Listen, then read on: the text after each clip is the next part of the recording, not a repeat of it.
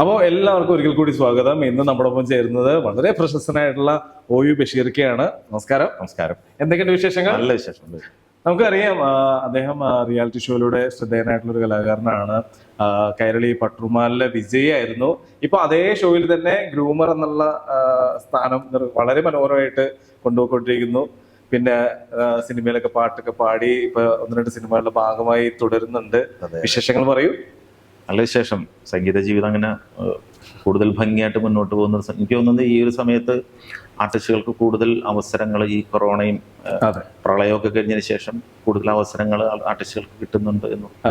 ഇപ്പോഴും സ്റ്റേജ് പ്രോഗ്രാമുകളിൽ വളരെ സജീവമായിട്ട് പോയിക്കൊണ്ടിരിക്കുന്ന ഒരു കലാകാരനാണ്. ഒരുപാട് കലാകാരന്മാരെ സപ്പോർട്ട് ചെയ്യുന്ന ഒരു കലാകാരനാണ്. സിനിമ ഇപ്പൊ ഏതൊക്കെയാണ് പുതിയ 2 പ്രൊജക്ടുകളെ കുറിച്ച് നമ്മൾ നേരത്തെ സംസാരിച്ചു?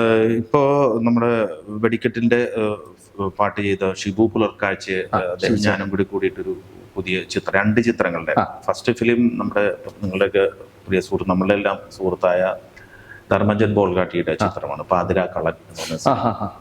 ഗാനരചനയും അതിന്റെ സംഗീത സംവിധാനവും പാട്ടും മൾട്ടിയാണ് ഇപ്പോ. പാക്കേജ് ആയിട്ട് കൊടുത്താലേ ഇപ്പൊ എടുക്കുള്ളൂ ആൾക്കാർ. അതുകൊണ്ട് പിന്നെ ഇപ്പൊ ഒരു സാം കുമാറിന്റെ ഒരു ചിത്രം, അതാണ് ഈ പാതിരാക്കളൻ. പിന്നെ ഉള്ളത് ബെന്നി പി തോമസിന്റെ ഒരു ചിത്രം വൈറ്റ് മാൻ ചിത്രം.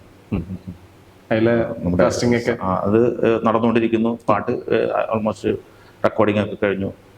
ഇനിയുണ്ട് നമ്മുടെ പാഷാണം ഷാജി, നമ്മുടെ സാജു നവോദയയുടെ ഒരു ചിത്രവും കൂടി ഉണ്ട് ഈ ഒരു ഗണത്തിലേക്ക് വരട്ടെ എന്ന് പ്രാർത്ഥിക്കുന്നു. എല്ലാവരുടെ സപ്പോർട്ട് ഉണ്ടാവണം, എന്നാൽ മാത്രമേ ഇത്തരത്തിലുള്ള ചില ഉദ്യമങ്ങൾ വിജയിക്കൂ എന്നുള്ളത്. അതെ അതെ, അത് എനിക്ക് തോന്നുന്നു സായിച്ചേട്ടൻ ഡയറക്ട് ചെയ്യണ പടം. അതിന്റെ പ്രാരംഭ ചർച്ചകളിലാണ്. അതെ അതെ, അതിന്റെ പ്രീ പ്രൊഡക്ഷൻ കാര്യങ്ങളൊക്കെ അപ്പൊ അതൊക്കെയാണ് പുതിയ സിനിമകളിലെ വിശേഷങ്ങൾ. അപ്പോൾ ബഷീർക്കയെ കുറിച്ച് പറയുകയാണെങ്കിൽ ഈ പറഞ്ഞ പോലെ നമുക്ക് നല്ലൊരു കലാകാരനാണ്. ഈ പറഞ്ഞ പോലെ സ്റ്റേജിലൊക്കെ ആണെങ്കിലും ഏതെങ്കിലും പ്രോഗ്രാമിനൊക്കെ പോവുകയാണെങ്കിലും നമുക്ക് ഓൺ സ്ക്രീനും ബിഹൈൻഡ് സ്ക്രീൻ എന്നൊക്കെ പറയണ പോലെ സ്റ്റേജിന്റെ മുന്നിലും പുറകിലൊക്കെ എപ്പോഴും എല്ലാവരും ഒരേപോലെ എന്റർടൈൻ ചെയ്യുന്ന ഒരു കലാകാരനാണ്. എപ്പോഴും ഭയങ്കര സരസമായിട്ട് സംസാരിക്കുന്ന ഒരാളാണ്. കുറെ കഥകൾ കണക്ട് ചെയ്ത് പറയുന്ന ഒരാൾ കൂടിയാണ്. അതായത് ബഷീർക്കയുടെ അടുത്ത് വരുമ്പോൾ എന്തായാലും ചിരിക്കാനായിട്ടുള്ള വിഭവങ്ങൾ കിട്ടുമെന്നുള്ളത് ആണ്. അപ്പോൾ ഞാൻ തീർച്ചയായിട്ടും അത് ബഷീർക്കനെ പേഴ്സണലി അറിയാവുന്ന ആളുകൾ ഇത് കാണുന്നുണ്ട്, അവരും പ്രതീക്ഷിക്കുന്നുണ്ട്. അല്ലാതെ ഇപ്പോ ഈ ഇന്റർവ്യൂയിലൂടെ കാണുന്ന ആളുകളും ഉണ്ടാവും, അല്ലെ, നമ്മളറിയാത്ത ആളുകളും ഉണ്ടാവും. അപ്പോൾ അവർക്ക് വേണ്ടിയിട്ടും രസകരമായിട്ടുള്ള മൊമെന്റുകൾ, അത് സ്റ്റേജ് പ്രോഗ്രാമുകളിലെ ആവാം, പേഴ്സണൽ ലൈഫിൽ നിന്നുള്ള ആവാം, എന്തും ആവാം, കേൾക്കണം എന്നൊരു ആഗ്രഹമുണ്ട്. സ്റ്റേജില് ഞാൻ പണ്ട് മെലഡീസ് എന്നൊരു ട്രൂപ്പിൽ ഒരു 20 ദിവസമൊക്കെയുള്ള സമയമാണ്. അപ്പോൾ വന്ന് പാടിത്തുടങ്ങുന്ന സമയം ഇപ്പൊ ഞങ്ങളൊരു പ്രോഗ്രാം ഇതുപോലെ ഒരു പ്രോഗ്രാം സ്ഥലത്ത് പോയി. അത്യാവശ്യം ഫുൾ ഓഡിയൻസ് ഉള്ള ഒരു സ്ഥലം, ഒരു സ്റ്റേജിൽ ഇത്തിരി പൊക്കമുള്ള ഒരു സ്റ്റേജാണ്, വലിയ തട്ട് അടിച്ചിട്ടുള്ള സ്റ്റേജാണ്. അപ്പോൾ ആദ്യ ഗാനവും 2ാമത്തെ ഗാനവും ആണ് നമ്മൾ പാടേണ്ടത്. അപ്പൊ ആദ്യം ഗംഗയാറ് പിറക്കുന്നു എന്നുള്ള പാട്ട് പാടാനായിട്ട് സ്റ്റേജ്. അപ്പൊ പാട്ടുകാർക്ക് എപ്പോഴും തൊണ്ടയ്ക്ക് ഒരു പ്രശ്നം ഉണ്ടാവുമല്ലോ, പൊതുവെ അങ്ങനെയാണല്ലോ, ഭയങ്കര കോൺഫിഡൻസിന്റെ ഒരു കുറവുണ്ടാവും. ആദ്യത്തെ പാട്ട് പാടുന്നവർക്ക് പ്രത്യേകിച്ചും. അപ്പൊ അവിടെ നല്ല ചൂടുള്ള കട്ടൻ ചായ കൊണ്ടെന്ന് വെച്ചിട്ടുണ്ടായിരുന്നു. ഞാനൊരു കട്ടൻ ചായ ഒരു ഗ്ലാസ്സിലേക്ക് എടുത്തിട്ട് നല്ല ചൂടാണ് വെച്ചിട്ട് ജസ്റ്റ് ഒന്ന് സിപ്പ് ചെയ്യുന്നു. അവിടെ പോയി ഗംഗയാറു പിറക്കുന്നു, അത് കഴിഞ്ഞു. അതിന് ശേഷം അനൗൺസ്മെന്റ്, അടുത്ത സംഗീതമേ അമരസല്ലാപം എന്നുള്ള പാട്ട്, അത് പാടാനായിട്ട് സ്റ്റേജിൽ കയറുന്നു. അപ്പൊ അതിന്റെ അറേഞ്ച്മെന്റ്സ്, അത് തബല മൃദംഗമൊക്കെ ട്യൂൺ ചെയ്യുന്നു, ഗിറ്റാറൊക്കെ ഇത് ചെയ്യുന്നു. എന്നിട്ട് ഫസ്റ്റ് BGM സ്റ്റാർട്ട് ചെയ്യണം. അപ്പൊ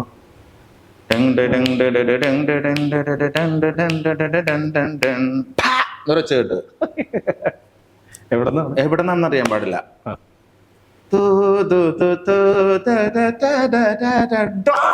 അടുത്ത വിളി.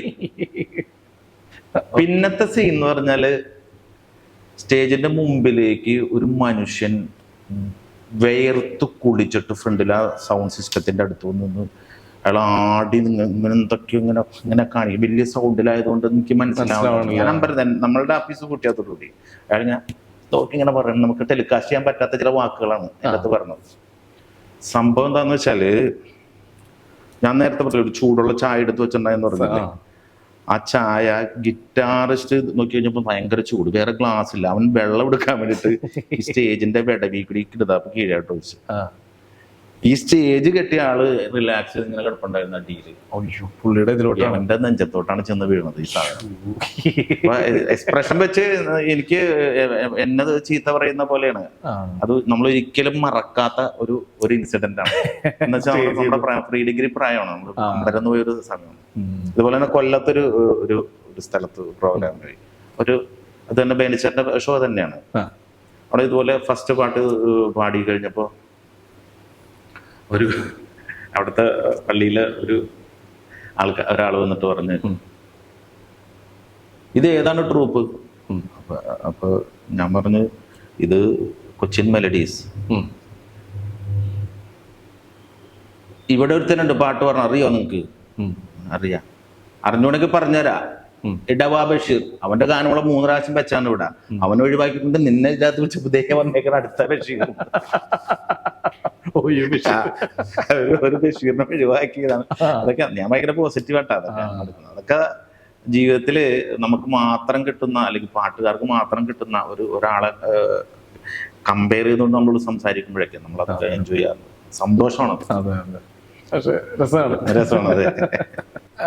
എങ്ങനെയാണ് ഇതിലോട്ട് ഇപ്പൊ ഒരു ഏകദേശം എത്ര വർഷമായിട്ടുണ്ടോ പ്രൊഫഷണൽ ആയിട്ട് പ്രോഗ്രാം എന്നുള്ള ഒരു ഇതിലോട്ട്? ഞാനൊരു 30 വർഷം ആയിട്ടുണ്ടാവും എന്നുള്ളതാണ് ഏതാണ്ട്. ഓക്കെ. എങ്ങനെയാണ് ഇപ്പൊ പല ആർട്ടിസ്റ്റുകളെ ഇന്റർവ്യൂ ചെയ്യുമ്പോഴത്തേക്ക് പറയാറുണ്ട്, അവിചാരിതമായിട്ട് വന്നതാണ്, പ്രൊഫഷണലി മാറിയതാണ്, ചുമ്മാ തമാശക്ക് പാട്ടുപാടി തുടങ്ങിയതാണ്, പിന്നെയാണ് ഇതിന്നൊക്കെ ഇങ്ങനെ ചെറിയതായിട്ട് അവിടെ നിന്നൊക്കെ വരുമാനം കിട്ടിയപ്പോ എന്നാ പിന്നെ കൊള്ളാലോ പാട്ടുപാടി? അല്ല, എന്റെ കാര്യത്തില് ഇച്ചിരി വ്യത്യാസം. എന്റെ ഫാമിലിയിൽ എല്ലാവരും പാടും. എന്റെ വല്യച്ഛൻ മക്കൾ, അതായത് മൂത്താപ്പാടെ മക്കളൊക്കെ നന്നായിട്ട് പാടും. പിന്നെ എന്റെ ബ്രദർ, എന്നെ ഈ പാട്ടിലേക്ക് വളർത്തി വിട്ട ആള് എന്റെ ഒരു മൂത്ത ബ്രദറാണ്. മായൻകുട്ടി എന്നാണ് പുള്ളിക്കാരന്റെ പേര്. മായൻകുട്ടി ഫേമസ് ആയിട്ടുള്ളൊരു പേരാണത്. മായൻകുട്ടി ആ പേരുകാരനാണ്. പിന്നെ ബ്രദേഴ്സൊക്കെ എല്ലാവരും ഒരു പാട്ട് എന്റെ വീട്ടിൽ തുടങ്ങിക്കഴിഞ്ഞാൽ മുഴുമിപ്പിക്കാൻ നമുക്ക് സാധിക്കില്ല. എല്ലാവരും പാടുന്ന ഒരു കോറസ് എഫക്റ്റ് ആയിരിക്കും. അദ്ദേഹമാണ് എന്നെ സംഗീതത്തിലേക്ക് തിരിച്ചു വിടുന്നത്. അപ്പൊ എനിക്ക് അവരുടെയൊക്കെ ഇളയ ഒരാളായതുകൊണ്ട് ഈ സംഗീതത്തിലുള്ള അവരുടെ ശ്രദ്ധ അവർക്ക് പറ്റാത്തതും കൂടി എന്നിലൂടെ അവർക്ക് സാധിച്ചെടുക്കാനായിരുന്നിരിക്കും അവർ ശ്രമിച്ചിരിക്കുന്നത്. അന്നത്തെ സാഹചര്യം അതാണല്ലോ. എന്റെ വീടെന്ന് പറഞ്ഞാൽ ഓർത്തഡോക്സ് ഫാമിലിയാണ്. പക്ഷെ ഞാൻ ഇരിക്കുന്ന സ്ഥലം, ഞാൻ താമസിക്കുന്ന സ്ഥലം കെടാമംഗലം എന്ന് പറഞ്ഞ സ്ഥലമാണ്. ഭയങ്കര ഫേമസ് ആയിട്ടൊരു സ്ഥലമാണ്. ഈ പറഞ്ഞ പോലെ സാനന്ദമാഷും കേശവദേവും കെടാമംഗലം അലിയും ആനന്ദ ശിവറാമും സൈനം കെടാമംഗലം വിനോദ് അടക്കമുള്ള ഒരു സ്ഥലമാണത്. അപ്പൊ നമ്മൾ ഏതെങ്കിലും ഒരു പർട്ടിക്കുലർ മതത്തിന്റെയോ അല്ലെങ്കിൽ ഏതെങ്കിലും ഒരു അങ്ങനെ തന്നെ കാറ്റഗറൈസ് ചെയ്യാൻ പറ്റില്ല. എന്റെ വീടിരിക്കുന്നതും എന്റെ വീടിന്റെ തൊട്ട് മുമ്പിലാണ്, തറവാടിന് മുമ്പിലാണ് ഏഴിക്കര കെടാമംഗലം ജുമാ മസ്ജിദ്. ആ ജുമാ മസ്ജിദിന്റെ ഖബർസ്ഥാന്റെ മതിൽ ചാടിക്കഴിഞ്ഞാൽ വാണി വിഹാരം സരസ്വതി ക്ഷേത്രമാണ്. ആ ക്ഷേത്രത്തിന്റെ ഫ്രണ്ടിലെ ഗേറ്റ് തുറന്നു കഴിഞ്ഞാൽ ജോൺ മരിയ വിയാനി ചർച്ച. ഞാൻ ഇതുപോലെ പ്രോഗ്രാം കഴിഞ്ഞിട്ട് രാത്രി വരുമ്പോ ഇതുപോലെ വീട്ടിലേക്ക് വരുമ്പോ ബൈക്കിലാണ്. അപ്പോ ഈ അമ്പലത്തിൽ നിന്ന് ഒരു പുരുഷാരം പള്ളിയെ ലക്ഷ്യമാക്കി ഇങ്ങനെ പോവാണ്. അപ്പോൾ ഞാൻ മനസ്സിൽ വിചാരിച്ചു, ഈ ചാത്തനാട് ഏഴിക്കര ഭാഗത്ത് ആരെങ്കിലുമൊക്കെ ഗൾഫിൽ വെച്ചിട്ടൊക്കെ മരിച്ചിട്ടുണ്ടെങ്കിൽ ആ സമയത്ത് അങ്ങോട്ടേക്ക് മയ്യത്ത് കൊണ്ടുവരും. അപ്പോൾ ആരാണ് ചാത്തനാട് മരിച്ചത് ഇങ്ങനെ ആലോചിക്കും. ഞാൻ ഉണ്ടായിരുന്നില്ലല്ലോ വീട്ടിൽ. ഞാൻ വീട്ടിൽ വണ്ടി നിർത്താതെ ഞാൻ ഈ പള്ളിയുടെ ഗേറ്റ് വന്നപ്പോൾ ഒരു പുരുഷാരം ഇങ്ങനെ ഫ്രണ്ടിലേക്ക് പള്ളിയിലേക്ക് യാത്ര ചെയ്യണം. അപ്പോൾ അങ്ങനെ ചെന്ന് കഴിഞ്ഞപ്പോൾ ഏറ്റവും ഫ്രണ്ടിൽ ചെന്ന് കഴിഞ്ഞപ്പോൾ ആരുമില്ല. എന്ന് വെച്ചാൽ ഒരു മനുഷ്യൻ മാത്രം പള്ളിയിലേക്ക് മുഖം തിരിച്ചിട്ട് പള്ളിക്ക് അപൂർവമായിട്ട് ഇങ്ങനെ നിൽക്കുന്നുണ്ട്, ജുബ്ബയിട്ടൊരു മനുഷ്യൻ. ഞാൻ ഹെഡ്ലൈറ്റ് ഓഫ് ചെയ്ത് കഴിഞ്ഞപ്പോൾ ആ മനുഷ്യൻ തിരിഞ്ഞു. സാക്ഷാൽ യേശുദാസ് എന്ന് പറയുന്ന ഇതിഹാസം നമ്മുടെ പള്ളിയുടെ മുമ്പിൽ. അപ്പൊ പാണിവിഹാരം ക്ഷേത്രത്തിൽ സംഗീതാർച്ചന ഉദ്ഘാടനം ചെയ്യാൻ വന്നപ്പോ നമ്മുടെ നാടിന്റെ ഒരു ഡോക്ടർ രാധാകൃഷ്ണൻ, അദ്ദേഹത്തിന്റെ പല ചിത്രങ്ങളും കാണാൻ പറ്റും. അദ്ദേഹമാണ് പറഞ്ഞത്, ഇവിടെ ഇങ്ങനെ ഒരു ദാസേട്ട ഇങ്ങനെ ഒരു മൂന്ന് ദേവാലയങ്ങളുണ്ട്. അടുപ്പ് കല്ലുകൾ പോലെ ദേവാലയങ്ങൾ കേരളത്തിൽ അപൂർവമാണ്. അതൊന്ന് കാണണം. ദാസേട്ടൻ വരുന്ന സീനാണ് ഞാൻ നേരത്തെ പറഞ്ഞത്. അപ്പോ എല്ലാ ടൈപ്പ് ഓഫ് ആൾക്കാരും എന്റെ ഒരു പർട്ടിക്കുലർ, ഞാൻ മാപ്പിളപ്പാട്ടിലൂടെയാണ് ശ്രദ്ധിക്കപ്പെട്ടെങ്കിലും ഞാൻ ആ പാട്ടുകൾ മാത്രം പാടുന്ന ഒരാളായിട്ട് എന്നെ പലരും തെറ്റിദ്ധരിക്കാറുണ്ട്. പിന്നെ പേര് ബഷീറിനായതുകൊണ്ടും പാടുന്ന മാപ്പിളപ്പാട്ട് ആയതുകൊണ്ടും തിരുവനന്തപുരത്ത് അല്ല നമ്മുടെ തിരൂരുകാരനോ കോഴിക്കോടുകാരനോ കൃത്യമായിട്ട് അറിയണമെന്നില്ല. ഞാൻ കണ്ടോണ്ടിരിക്കുന്ന പ്രേക്ഷകർക്ക് വേണ്ടിയിട്ട് ഒരു കാര്യം പറയാണ്. അത് വേറൊന്നുമല്ല, നിങ്ങൾ കമന്റ് ബോക്സിൽ ഇപ്പോ ബഷീർക്ക് പറഞ്ഞ പോലെ ഈ 3 എണ്ണവും, അതായത് അമ്പലവും പള്ളിയും, അതായത് വരുന്ന സ്ഥലങ്ങൾ നിങ്ങളുടെ നാട്ടിലുണ്ടെങ്കിൽ അതെവിടെയാണ് എന്തൊക്കെയാണെന്ന് ഒന്ന് കമന്റിൽ ഇട്ടേക്കണം കേട്ടോ. ഒരു തീർച്ചയായിട്ടും. ഓക്കെ. അപ്പോ അത് വലിയൊരു ഇതാണ്. ഇപ്പൊ കറക്റ്റ് ആയിട്ട് അറിയണമെന്നില്ല എവിടെയാണ് ബഷീർക്കയുടെ സ്ഥലം എന്നുള്ളത്. എന്റെ വീട് പറവൂര് കെടാമംഗലം, നോർത്ത് പറവൂര് കെടാമംഗലം എന്ന് പറയുന്ന സ്ഥലത്താണ് എന്റെ വീട്. റിയാലിറ്റി ഷോയിലോട്ട് എങ്ങനെയാണ് വരുന്നത്? റിയാലിറ്റി ഷോയിലേക്ക് ഞാൻ വരുന്നത് ഞാൻ ചോദിച്ചത് നമ്മുടെ കൈരളിയിൽ അത് അന്ന് ഐഡിയ ശാസ്ത്രങ്ങൾ പോലെ വലിയൊരു ഷോ നടന്നുകൊണ്ടിരിക്കുന്ന സമയം അതിനെ ബേസ് ചെയ്തിട്ട് ഒരുപാട് പരിപാടികൾ വന്നു, വലിയ ആൾക്കാരും ചെറിയ കുട്ടികളും ഒക്കെ ആയിട്ടുള്ളത്. അതിന്റെ ഇടയിലാണ് മാപ്പിളപ്പാട്ട് എന്ന് പറഞ്ഞൊരു കൺസെപ്റ്റ് വരുന്നത്. അങ്ങനെ ഒരു കൺസെപ്റ്റിൽ ഒരു പ്രോഗ്രാം വന്നിട്ടുണ്ടായിരുന്നില്ല. അപ്പൊ മാപ്പിളപ്പാട്ട് ഒരു മത്സരമായിട്ട് ടെലികാസ്റ്റ് ഉണ്ടാകുന്നതിനെ കുറിച്ചിട്ടൊക്കെ അന്ന് ചർച്ച നടന്നുകൊണ്ടിരിക്കുകയാണ്. അന്ന് എറണാകുളത്തെ അല്ലെ കേരളത്തിലെ ഓൾമോസ്റ്റ് ഒരു 10-18 പ്രൊഫഷണൽ സിംഗേഴ്സിനെ ഇതിനകത്തേക്ക് പങ്കെടുപ്പിക്കാനുള്ള ഒരു തീരുമാനമാവുകയും എറണാകുളത്ത് ഒരു ഫേമസ് ഒരു പാട്ടുകാരുണ്ട് ലിജി ഫ്രാൻസിസ്. ലിജി അന്ന് അതിൽ മത്സരിക്കുന്നത്. ലിജി ഫ്രാൻസിസിന്റെ അച്ഛനുണ്ട്, അദ്ദേഹം ഈ അടുത്തിടക്കാണ് അന്തരിച്ചു പോയത്, ഫ്രാൻസിസ് ചേട്ടൻ. അദ്ദേഹമായിട്ട് ഇതിന്റെ പ്രൊഡ്യൂസർ വലിയ അടുപ്പമാണ്. അദ്ദേഹം ഒരു കോണ്ടാക്ട് ചെയ്തപ്പോൾ കുറച്ച് പാട്ടുകാരെ നമുക്ക് വേണം. അങ്ങനെ ഞാനടക്കമുള്ള കുറച്ച് ഗായകരെ അങ്ങനെ അറേഞ്ച് ചെയ്യാറുണ്ട്. അങ്ങനെ പോയി അവിടെ പാടാനുള്ള സെലക്ഷനൊക്കെ ആയിക്കഴിഞ്ഞതിന് ശേഷം എൻ്റെ പറവൂര് അവിടെ ഒരു ബിൽഡിങ്ങിന്റെ മുകളിൽ ഞങ്ങൾക്കൊരു ചെറിയൊരു കൂട്ടായ്മയുണ്ട്. താങ്കളുടെ പ്രിയ സുഹൃത്തായ ശ്രീ നസീഫ് അടക്കമുള്ളവർ വന്നിരിക്കുന്ന ഒരു സ്ഥലമാണ്. അപ്പൊ ഞാൻ നസീഫിനോട് ഒരിക്കൽ പറഞ്ഞു, എടാ ഇങ്ങനൊരു പരിപാടി വന്നിട്ടുണ്ട്, എന്താണ് പരിപാടി? മാപ്പിളപ്പാട്ടാ. അത് എങ്ങനെയാണ് അത് മത്സരം ഇപ്പൊ കൊണ്ടട്ടാ, ഇപ്പൊ ഊറ്റുക ഭയങ്കര പോറല്ലേ, എസ്റ്റാബ്ലിഷ് ആയ ആളല്ലേ, വേണ്ട അത് വേണ്ട. അപ്പൊ ഞാൻ തീരുമാനിച്ചു, ആ ഫ്രാൻസ് ചേട്ടൻ വിളിച്ചു, ചേട്ടാ ഞാനില്ല ചേട്ടാ എന്ന് പറയാനുള്ള തീരുമാനിച്ചു. ഞങ്ങൾ ചായ കുടിക്കാൻ പോയി. ചായ കുടിക്കാൻ പോകുന്ന സമയത്തൊന്നും ഇവ മിണ്ടുന്നില്ല. കുറേ നേരം വീണ്ടും ഞങ്ങൾ മുകളിൽ വന്നു. നസീഫ് എൻ്റെ അടുത്തൊരു ചോദ്യം ചോദിച്ചു, എത്ര കൊല്ലമായി പാടണം? ഞാൻ 3 വർഷമായി. നിങ്ങൾ എത്ര പേര് തിരിച്ചറിയും? അതൊരു ചോദ്യമായിരുന്നു. ഞാൻ കുറച്ച് പറയും, എന്ത് പറവൂരും പ്രാന്തപ്രദേശങ്ങളിലും കുറച്ച് പേര്. നസീഫ് ആലോചിച്ചിട്ട് പറയണം, എത്ര പേര് നിങ്ങളെ തിരിച്ചറിയപ്പോ? കുറച്ച് പേര് അറിയും. അങ്ങനെ പാടില്ല. ആ പരിപാടിയിൽ പോയിട്ട് തോറ്റുപോയ ആളല്ലേ ആ പോണത്. അങ്ങനെയെങ്കിലും നിങ്ങൾ തിരിച്ചറിയട്ടെ. തിരിച്ചറിയപ്പെടാത്ത കലാകാരനെ കൊണ്ട് പ്രത്യേകിച്ച് കാര്യങ്ങളൊന്നും. ഈ റേഡിയോ നാടകങ്ങൾ കേൾക്കുമ്പോൾ നമുക്ക് ഉണ്ടാകുന്ന ഒരു കൺഫ്യൂഷനാണ് അത്. ചില ശബ്ദങ്ങൾ നമ്മുടെ മനസ്സിലേക്ക് ഭയങ്കരമായിട്ട് സ്റ്റാമ്പ് ചെയ്യും, പക്ഷെ അവരുടെ മുഖം ഓർമ്മയില്ല. തിരിച്ചറിയണം. ഇപ്പോഴത്തെ മീഡിയ അതാണ്. അപ്പൊ തീർച്ചയായിട്ടും അപ്പൊ നിങ്ങൾ അതിൻ്റെ അകത്ത് ഒന്നും നോക്കണ്ട, പോയി പങ്കെടുത്തോളാം. അപ്പൊ എനിക്ക് തോന്നുന്നത്, എനിക്ക് ഭയങ്കര ഇൻസ്പിറേഷൻ തോന്നുന്നത് നസീഫാണ്.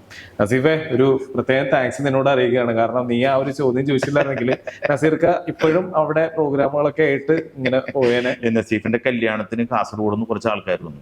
ഞങ്ങളെല്ലാവരും പോയിട്ടുണ്ടായിരുന്നു. ഞാൻ സ്റ്റേജിൽ വെച്ചിട്ട് ഞാൻ ഈ വിവരം പറഞ്ഞോട് അവന്റെ കയ്യിൽ നിന്ന് കരയൊക്കെ ചെയ്തു. ഭയങ്കര സെന്റിമെന്റൽ സീനാണ്. ഭയങ്കര അറ്റാച്ച്ഡ് ആണ്. പക്ക നാട്ടുമ്പുറത്തുകാരനാണ്. സ്നേഹവും ഇഷ്ടവും നമ്മളോട് ഇപ്പോഴും അവൻ കാണിക്കുന്നുണ്ട്. ഒരു കളങ്കമില്ലാത്ത ആളുകളിൽ ഒരാളാണ്. പെട്ടെന്ന് ചിരിക്കുകയും പെട്ടെന്ന് കരയും പെട്ടെന്ന് റിയാക്ട് ചെയ്യുകയും ചെയ്യുന്ന ഒരു മനുഷ്യൻ. സന്തോഷം. പ്രവാസികൾ ഏറ്റെടുത്ത ഏറ്റവും ആദ്യത്തെ വലിയ ജനകീയമായിട്ടുള്ള റിയാലിറ്റി ഷോ പട്ടുറുമാൽ എന്നുള്ളത്. എനിക്കൊന്ന് പട്ടുറുമാലിലുള്ള ആളുകൾ വെച്ച് മാത്രം ആ സമയത്ത് ഒരുപാട് ഷോസ് ഗൾഫ് രാജ്യങ്ങളിൽ ഇപ്പോഴും ആ പട്ടുറുമാൽ എന്നുള്ളത് ഭയങ്കര ബ്രാൻഡ് തന്നെയാണ്. ഇപ്പോഴും മാപ്പിളപ്പാട്ട് എന്നുള്ള ഒരു പേര് മാറ്റിക്കൊണ്ട് നിങ്ങൾ പാടുന്ന മറ്റേ പട്ടുറുമാല്, ഇത് പട്ടുറുമാല് പാടും, മറ്റുള്ള സിനിമ പാടും, ഇയാൾ ക്ലാസിക്കൽ പാടും ഇങ്ങനെ പറയും. പട്ടുറുമാൽ എന്നുള്ളത് മാപ്പിളപ്പാട്ടായി, മാപ്പിളപ്പാട്ടിന്റെ ഒരു ബ്രാൻഡഡ് നെയിമായി. അങ്ങനെ എനിക്ക് സംഭവിച്ചിട്ടുണ്ട്. ഇപ്പോ ആസ് എ ഗ്രൂമർ അതേ ചാനലിൽ തന്നെ അന്നത്തെ കണ്ടസ്റ്റന്റിൽ നിന്ന് മാറി ഒരു പടി മുകളിലേക്ക് കയറി ഗ്രൂമർ എന്നുള്ള സ്ഥാനത്തേക്ക് എത്തി. ഭാരിച്ച ഉത്തരവാദിത്വം എങ്ങനെയുണ്ട് ഇപ്പോഴത്തെ കുട്ടികളൊക്കെ? ഇപ്പൊ പട്ടുറുമാലിന്റെ 12ാമത്തെ സീസണാണ്. അതിൽ 15 കുട്ടികളാണ്. നമ്മൾ പാട്ട് പഠിച്ചുകൊണ്ട് വരുന്ന രീതിയിലല്ല, അവർ ആൾമോസ്റ്റ് എല്ലാവരും പഠിച്ചിട്ട് പിന്നെ കുറച്ചും കൂടി ഫ്രണ്ട്ലിയാണ് അവരായിട്ട്. അവരുടെ വിശേഷങ്ങളൊക്കെ പറഞ്ഞുകൊണ്ട് ഇനി നമുക്കൊന്ന് പാട്ട് പാടാം, അങ്ങനെയാണ് ഇപ്പോഴത്തെ രീതി. അവരെ പേടിപ്പിക്കാനോ അവരോട് കയർത്ത് സംസാരിക്കാനോ മെന്റലി അവരെ ഹരാസ് ചെയ്യാനോ അവരെ ഒരു തരത്തിലും നമുക്ക് പാടില്ല. വിശക്കണ്ട, ഒന്നാമത് ചായ കുടിക്കുക, അങ്ങനെയൊക്കെ പറഞ്ഞിട്ടാണ് ഇപ്പൊ പാട്ട് പഠിക്കല്. പിന്നെ അവരെ സ്റ്റേജിലേക്ക് റെഡിയാക്കുക, അവർക്ക് വേണ്ട ചെറിയ വ്യായാമങ്ങളും വോക്കൽ ഇതിന്റെ കാര്യങ്ങളൊക്കെ പറഞ്ഞു കൊടുക്കുക, അവരുടെ കൂടെ നിൽക്കുക, അവരുടെ കൂടെ ഒരാളായിട്ട് നമ്മൾ. പാട്ടുകൾ സെലക്ട് ചെയ്യുന്നത് അവരാണോ അല്ലെങ്കിൽ ഗ്രൂമേഴ്സിന് നമ്മൾ ഒരു പാനലുണ്ട്, ആ പാനലിന്റെ സജഷൻസ് കുട്ടികൾക്ക് ഹാൻഡ് ഓവർ ചെയ്യും. ഒരു 4-5 പാട്ടുകൾ അവർ സെലക്ട് ചെയ്തിട്ട് നമുക്ക് അയച്ചു തരും, ഇന്ന പാട്ടുകൾ എന്ന് പറഞ്ഞു. അപ്പൊ അതിൽ ആ പർട്ടിക്കുലർ സിംഗർക്ക് പാടാൻ പറ്റുന്ന അവന്റെ വോക്കൽ ബോഡിക്ക് പറ്റിയ പാട്ട് ഏതാണോ അത് സെലക്ട് ചെയ്ത് കൊടുക്കും. പക്ഷെ വേറെ സന്തോഷം എന്ന് പറഞ്ഞാൽ 200 എപ്പിസോഡായിട്ടും പട്ടുറുമാലിൽ ഇതുവരെ എലിമിനേഷൻ നടന്നിട്ടില്ല എന്നുള്ളതാണ്. അതാണ് അതൊരു ബ്രാൻഡഡ് ഷോ ആയിട്ട് തന്നെ മുന്നോട്ട് പോകുന്നു എന്നുള്ളത് ഈ അവസരത്തിൽ അദ്ദേഹത്തോട് ചേർത്ത് നിർത്തുന്നു. ബഷീർക്ക് ഈ ഒരു ഗ്രൂമർ സ്ഥാനം കൊണ്ടുപോകുന്നതിനോടൊപ്പം തന്നെ പ്രൊഫഷണൽ ലൈഫും കൊണ്ടുപോകുന്നുണ്ട്, സിനിമ കാര്യങ്ങൾ കൊണ്ടുപോകുന്നുണ്ട്, സ്റ്റേജ് ഷോ. അതിലോട്ട് വരുമ്പോഴത്തേക്കും ഏറ്റവും ആസ്വദിക്കുന്ന ഏതാണ്? ഇതിൽ ഏതാണ്? സിനിമയാണോ, ഗ്രൂമർ എന്നുള്ളതാണോ, അല്ലെങ്കിൽ സ്റ്റേജ് ഷോസ് ആണോ? നമ്മളൊരു പെർഫോമർ എന്നുള്ള നിലയിൽ ലൈവ് നടക്കുന്ന ഷോ ഏതാണോ അത് തന്നെയാണ് ഏതൊരു കലാകാരനും ക്വിക്കായിട്ടുള്ള റിസൾട്ട് അപ്പൊ ഇങ്ങോട്ട് കിട്ടുന്നു. പൊതിഞ്ഞോണെ വീട്ടിലേക്കും കൊണ്ടുപോകാൻ തരും. ലൈവ് അതാണല്ലോ ലൈവിന്റെ ഒരു വേറെ ഒന്നിലും കിട്ടൂല. തീർച്ചയായിട്ടും. ഏതൊക്കെ ഫേമസ് ആയിട്ടുള്ള ടീമുകളുടെ ഭാഗമായിട്ടുണ്ട്, ട്രൂപ്പുകളുടെ ഒക്കെ? എറണാകുളത്ത് ഞാൻ ഓൾമോസ്റ്റ് എല്ലാ ട്രൂപ്പിലും പാടിയിട്ടുണ്ട്. ഈ കലാഭവൻ ഒഴിച്ചിട്ട് ഞാൻ എല്ലാ ട്രൂപ്പിലും പാടിയിട്ടുണ്ട്. കോറസ്, സെഞ്ചുറി, ഓസ്കാർ, പിന്നെ അന്ന് സാക്സ്, കലാസദൻ, ഓൾമോസ്റ്റ് എല്ലാ മെലഡീസ്. എന്തുകൊണ്ട് കലാഭവനിലേക്ക് എത്തിയില്ല? അതോ എത്തപ്പെടാണ്ട് പോയതാണോ? അല്ല, കലാഭവൻ അന്ന് കലാഭവന്റേതായിട്ടുള്ള ചിട്ടപ്പെട്ട ആ ഒരു ഫ്രെയിമിൽ ഒതുങ്ങുന്ന കുറെ പാട്ടുകാരും അങ്ങനെയൊക്കെ ഉണ്ടായിരുന്നു. പിന്നെ അവരവരുടേതായിട്ടൊരു ലോകത്ത് ഒരു ഉണ്ടാക്കി വെച്ചൊരു ബാനറിൽ അങ്ങനെ അവരങ്ങനെ കലാഭവനിലെ ആർട്ടിസ്റ്റുകൾ അങ്ങനെ പൊതുവെ പുറത്തേക്കും ആ സമയത്ത് കണ്ടിട്ടില്ല. ഇക്ക സിനിമകളിലൊക്കെ പാടി ഒരുപാട് ആൽബങ്ങൾ പാടി എന്നുള്ള എനിക്കറിയാം. ഏതൊക്കെയാണ് സിനിമകളുടെ ഭാഗമായിട്ടുള്ളത്? ഞാൻ ആദ്യമായിട്ട് പാടിയ ചിത്രം മിനുക്കം എന്ന് പറഞ്ഞ സിനിമയാണ്. അത് എല്ലാ ഗായകരെയും പോലെ പുറത്തു വരാത്തൊരു സിനിമയാണ് മിനുക്കം. ഗിരീഷ് പുത്തഞ്ചേരി സാറ്, എ.വി. അബൂട്ടി എന്ന് പറഞ്ഞ മ്യൂസിക് ഡയറക്ടർ. രണ്ടാമത്തെ ചിത്രമാണ് ഈ ഭാർഗവി നിലയം. അതിൽ ഞാൻ പാടിയിട്ടുണ്ട്. അതിലാണ് എൻ്റെ ടൈറ്റിലോടുകൂടി പേര് അങ്ങനെ വരുന്നത്. ഞാൻ രാജലക്ഷ്മി ആയിരുന്നു അതിൽ പാടി. പിന്നെയുള്ളത് കിസാൻ എന്ന് പറയുന്നൊരു ചിത്രം ഉണ്ടായിരുന്നു, കലാഭവൻ മണിച്ചേട്ടൻ നായകനായിരുന്നു ചിത്രം. അതിൽ ഞാൻ ആ പാട്ട് സീൻ അഭിനയിക്കാനും പോയിരുന്നു. മണിച്ചേട്ടനൊക്കെ ആയിട്ടുള്ള അങ്ങനത്തെ ഒരു ആത്മബന്ധം കിടക്കുന്നുണ്ട്. പിന്നെയുള്ള ചിത്രം എനിക്ക് തോന്നുന്നത് അധികം എന്നെപ്പോലുള്ള പാട്ടുകാർക്ക് കിട്ടാത്തൊരു ഭാഗ്യം എനിക്ക് കിട്ടിയിട്ടുണ്ട്. കുട്ടി സ്രാങ്ക് എന്ന് പറഞ്ഞൊരു ചിത്രമുണ്ട്, മമ്മൂട്ടിയുടെ. ഒരു പാട്ടുകാരൻ എന്ന നിലയിൽ എസ്റ്റാബ്ലിഷ് ആയി കഴിയുമ്പോഴും അഭിനയിക്കാൻ ഒക്കെ വിളിക്കുള്ളൂ. എന്നെ സംബന്ധിച്ചിടത്തോളം കിസാനിൽ ഞാൻ അത് പാടി അഭിനയിച്ചിരുന്നു. ഒരു മെയിൻ സ്ട്രീമിൽ നിൽക്കുന്ന പാട്ടുകാർക്കാണ് വലിയ സ്റ്റാർസിനോടൊപ്പം പാടാൻ പറ്റും. മുക്കാട് കൂടെ പാട്ട് പാടാനുള്ള ഒരു ഭാഗ്യം എനിക്ക് കിട്ടി. അത് കുട്ടി സ്രാങ്ക് എന്നൊരു ചിത്രത്തിൽ ഒരു ചവിട്ട് നാടകത്തിന്റെ സ്റ്റോറി പറയുന്നു. അതിൽ പാട്ടുകൾ അങ്ങനെ അദ്ദേഹത്തിന്റെ കൂടെയൊക്കെ പാടാൻ പറ്റും. ഒരു ഓർമ്മപ്പെടുത്തൽ എന്ന പോലെ തന്നെ മമ്മൂക്കയുടെ ഒപ്പം പാടിയ അതിന്റെ ഒരു രണ്ടുപേരും കൂടെ ആരാണ്ടും കൂരിക്കൂട്ടി എന്റെ കാലിൽ മുള്ളു കേറി നാത്തുനേ പൊന്ന് നാത്തുനേ. മമ്മൂക്ക കാരിയല്ലത് കൂരിയാണ് എന്നേക്കാൾ വൃത്തിയിൽ പാടിയിട്ടുണ്ട്. പാട്ടുകാരൻ എന്ന നിലയിൽ ഒരുപാട് സാധ്യതകൾ കൃത്യമായിട്ട് പാടിയിട്ടുണ്ട്. സന്തോഷം. വലിയ ഭാഗ്യല്ലേ മമ്മൂക്ക എന്ന് പറയുന്ന പാട്ടില്. എന്തായാലും ഭയങ്കര സന്തോഷം ഇക്ക. ഇന്ന് ഇക്കേനെ പ്രസന്റ് ചെയ്യാൻ പറ്റിയതിൽ ഞങ്ങൾക്ക് ഭയങ്കര സന്തോഷം. ഇതുപോലുള്ളൊരു മികച്ച കലാകാരനെ നമുക്ക് അതിഥിയായി കിട്ടിയതിലും വിശേഷങ്ങളൊക്കെ അറിയാൻ പറ്റിയതിൽ ഞങ്ങൾക്ക് ഭയങ്കര സന്തോഷമുണ്ട്. വന്നതിൽ ഒരുപാട് സന്തോഷം. പിന്നെ ഇത് കേട്ടോണ്ടിരിക്കുന്ന ആളുകളോട് എന്തെങ്കിലും പറയാനുണ്ടാവും? ഇളയനില എന്ന ഈ പ്രോഗ്രാം അല്ലെ, വളരെ സന്തോഷമുണ്ട് ഈ ഒരു ഇന്റർവ്യൂവിലേക്ക് എന്നെ വിളിച്ചതിന്. ഇതിന്റെ പിന്നിൽ പ്രവർത്തിക്കുന്ന പ്രിയപ്പെട്ട അജിത്ത്, നമ്മുടെ രാജേഷ്, പിന്നിൽ പ്രവർത്തിക്കുന്ന എല്ലാ ക്രൂ മെമ്പേഴ്സ് എല്ലാവരോടും സ്പെഷ്യൽ താങ്ക്സ് പറയുന്നു. ഇത് നിങ്ങളുടെ മനസ്സുകളിലേക്ക് ചില ഓർമ്മപ്പെടുത്തലുകളാണ്. കാരണം അന്യം നിന്ന് പോയി എന്ന് വിചാരിക്കുന്ന പല കലാരൂപങ്ങളിലൂടെയും ശ്രദ്ധിക്കപ്പെട്ട ഒരു പക്ഷേ സംസാരിക്കാനോ അല്ലെങ്കിൽ അവരുടെ വികാര വിചാരങ്ങൾ എക്സ്പ്രസ് ചെയ്യാനോ സാധിക്കാതെ ഇപ്പോഴും എവിടെയൊക്കെ ഒതുങ്ങിക്കൂടിയിരിക്കുന്ന ഒരവസ്ഥയുണ്ട്. അവരെയൊക്കെ കണ്ടെത്തി മെയിൻ സ്ട്രീമിൽ നിങ്ങളുടെ ഹൃദയങ്ങളിലേക്ക് സമർപ്പിക്കുന്ന ഒരു പരിപാടിയാണ് ഇളയനില എന്ന ഈ പരിപാടി. ഇതിൽ വരാൻ സാധിച്ചതിൽ സന്തോഷം. ഇനിയും വരുന്ന പുതിയ ആർട്ടിസ്റ്റുകളെ എല്ലാവരും നിങ്ങൾ കാണണം. അവരുടെ അനുഭവങ്ങളും അവരുടെ വിശേഷങ്ങളൊക്കെ കേൾക്കണം. എല്ലാ പ്രോത്സാഹനങ്ങളും ഉണ്ടാവണം. നല്ല കമൻറ്റും പറയണം. Thank you. ഇനിയും വരണം. Thank you.